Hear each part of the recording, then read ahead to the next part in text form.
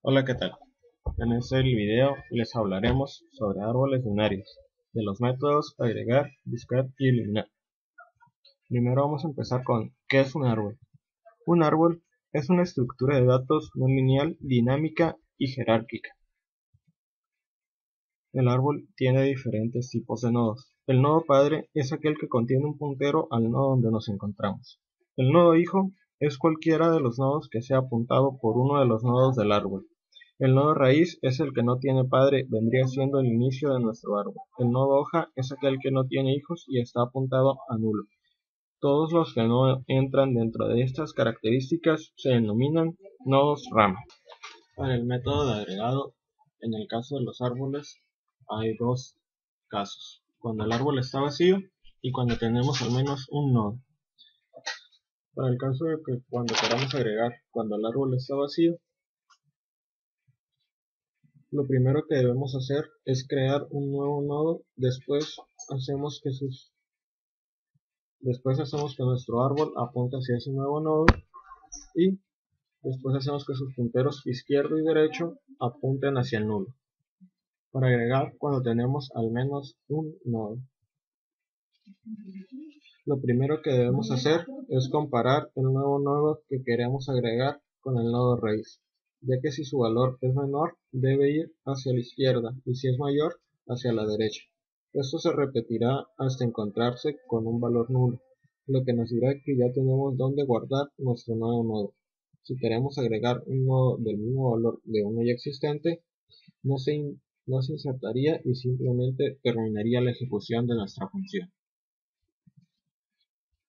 Para el método de búsqueda dentro de árboles, lo primero que tenemos que hacer es comparar el dato a buscar con el dato que tenemos almacenado.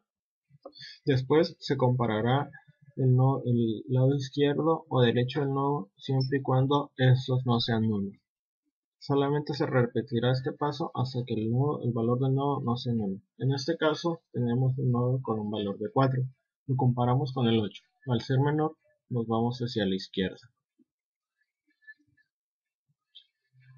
Al tener este valor que es el mismo, debemos de decirle a nuestro programa que hemos encontrado el valor que hemos buscado. Método de eliminar. Para este método existen tres posibles casos: eliminar una hoja, eliminar una rama con un solo hijo o eliminar una rama con dos hijos. El primer caso es eliminar una hoja.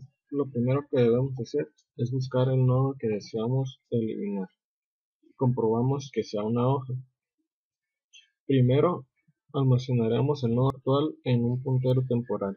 Luego hacemos que el puntero del padre de la hoja apunte a nulo de nuevo y por último borramos la hoja. En el segundo caso de eliminar una rama con un hijo, lo primero que debemos hacer es buscar el nodo de eliminar. Después comprobamos que solo tenga un hijo. Después almacenamos la dirección del nodo en un puntero temporal. Descolgaremos el nodo del árbol asignando el puntero de su padre a la dirección de memoria de su hijo.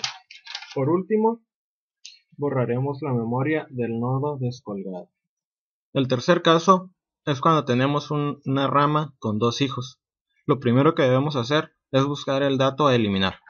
Después vamos a comprobar que sea una rama con dos hijos. El nodo a eliminar se almacenará en un puntero temporal y el nodo apuntado por izquierda se almacenará en un puntero llamado auxiliar. También necesitaremos un puntero llamado auxiliar 2 que apuntará hacia donde apunta auxiliar. Si auxiliar derecho no es nulo, auxiliar 2 apuntará a auxiliar derecho.